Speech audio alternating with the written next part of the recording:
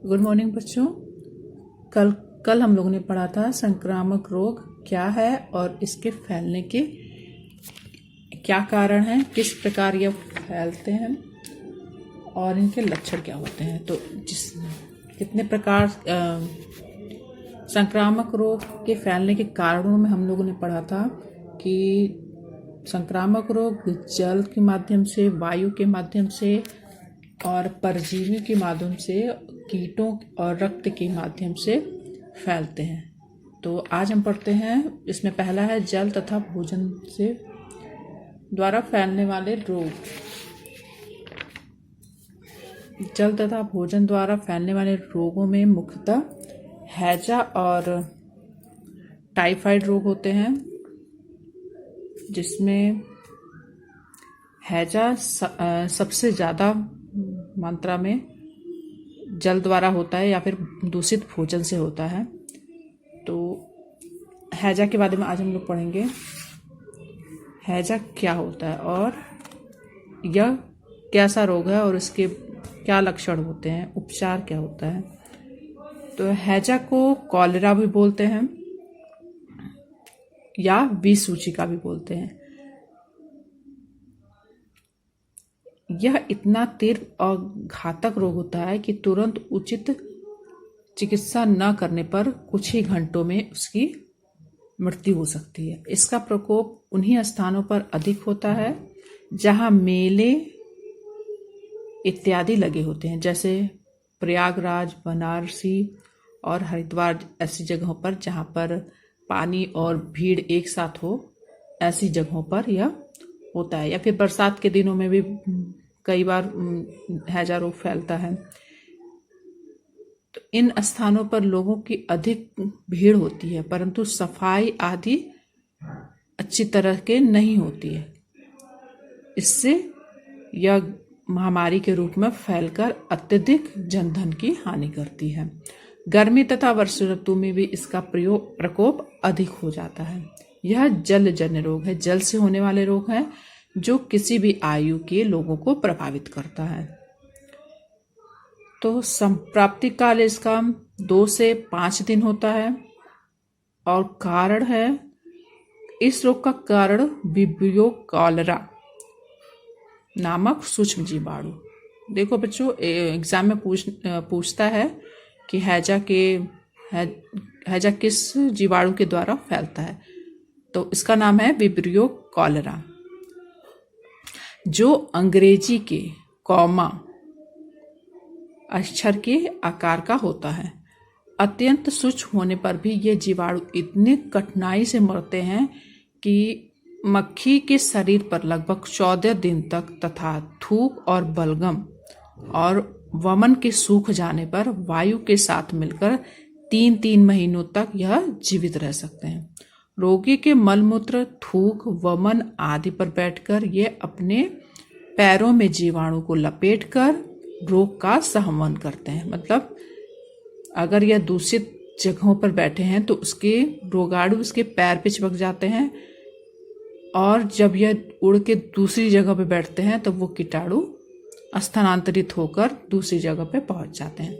नदी, तालाब, कुएं पर रोगी के कपड़े, बर्तन आदि धोने या रोगी के गंदगी फेंकने से यह रोगाणु जल द्वारा संवहित होकर आगे पहुंच जाता है। कटे फलों, खुली खाद्य सामग्री आदि धोने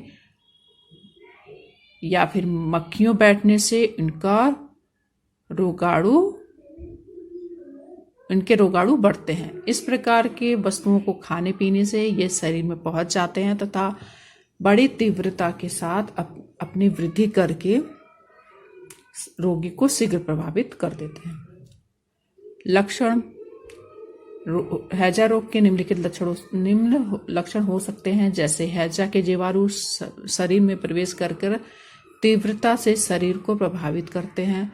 रोगी को शीघ्र ही उल्टी, दस्त के साथ साथ इस दस्त का रंग मल जैसा होने लगता है। 2-4 दस्त के बाद मल एकदम पतला और चावल के माड़ के जैसा हो जाता है। उल्टी, दस्त की संख्या अधिक होने पर पानी का अभाव हो जाता है और रोगी का पेशाब बंद हो जाता है। रोगी बिल्कुल बेदम हो जाता है तथा उसे ज्वर हो जाता है। आंखें पीली हो जाती हैं, गड्ढे में धसी दिखाने लगती हैं, पेट में बहुत ज़्यादा पीड़ा होती है, रोगी को अत्यधिक प्यास लगती है, शरीर में ऐंठन होती है। धीरे धीरे शरीर का ताप कम होकर शरीर ठंडा हो जाता है, मुंह सूखने लगता है, ओठ नीले पड़ जाते हैं। तुरंत चिकित्सा न मिलने पर कुछ ही घंटों में इसकी मृत्यु भी हो सकती है। अब पढ़ते हैं उपचार। रोगी को तुरंत अस्थायी संक्रामक अस्पताल में ले जाना चाहिए और योग चिकित्सक से उसका देखभाल करानी चाहिए। रोगी को अत्यधिक पानी नहीं देना चाहिए, एक एक चम्मच करके पानी को पीने को देना चाहिए। रोगी के शरीर में पानी की कमी को दूर करने के लिए इसे शीघ्र ग्लूकोज चढ़वाना चाहिए। रोगी को खाने को कुछ नहीं देना चाहिए। प्याज और पुदीने का पानी के साथ अमृत धारा के साथ नाइट्रोक्यूरोटिक एसिड की 8 से 10 बूंदें मिलाकर देना चाहिए। इन वस्तु को आधे आधे घंटे पर रोगी को देते रहना चाहिए।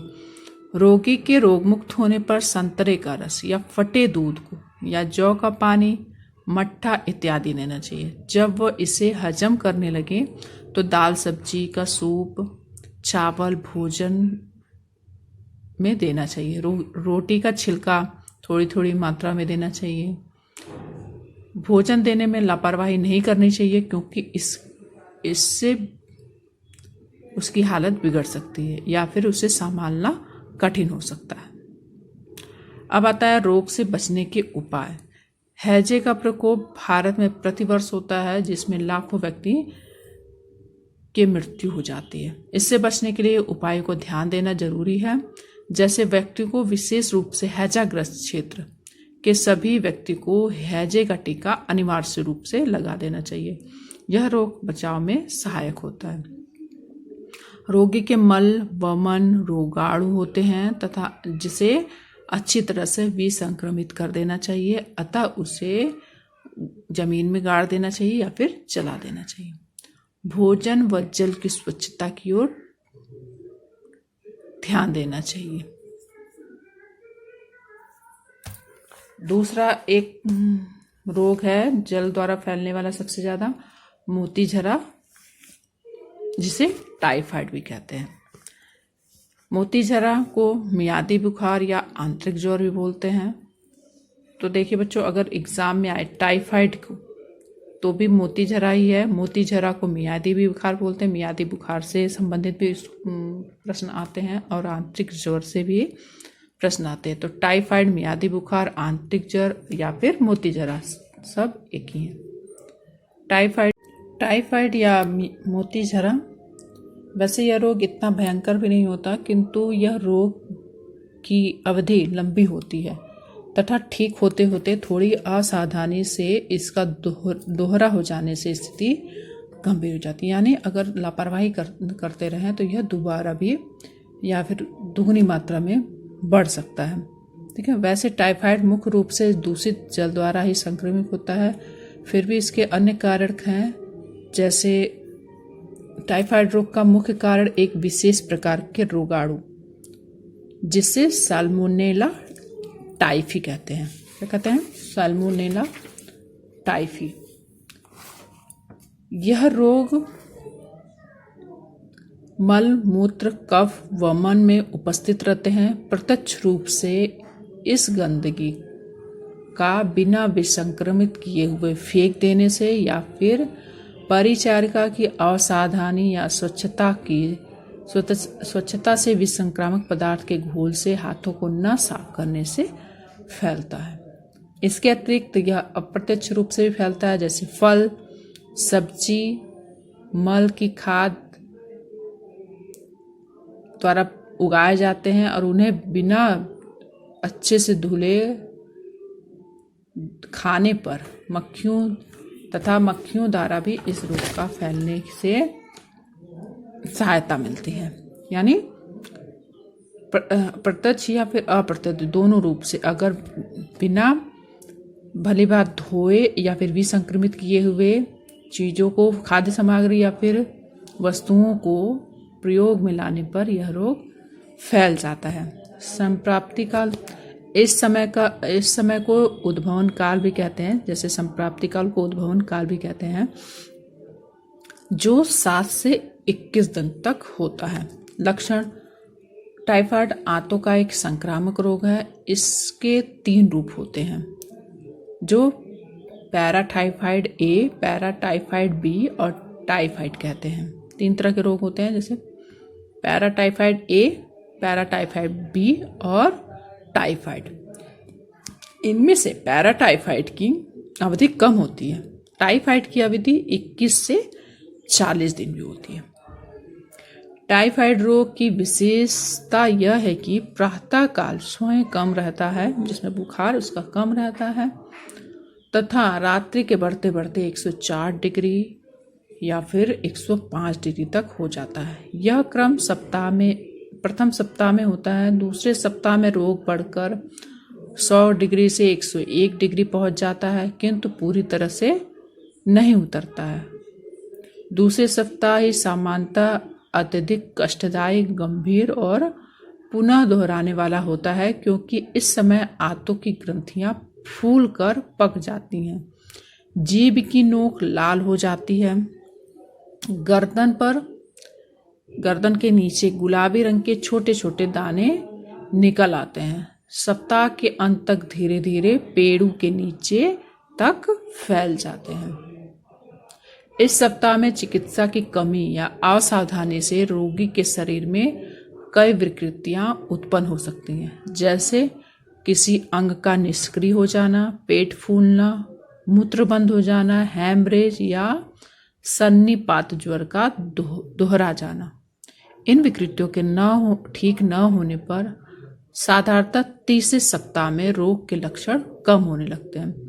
ज्वर भी धीरे धीरे कम होने लगता है। चौथे सप्ताह तक रोगी ज्वर मुक्त हो जाता है तथा दुर्बल हो जाता है।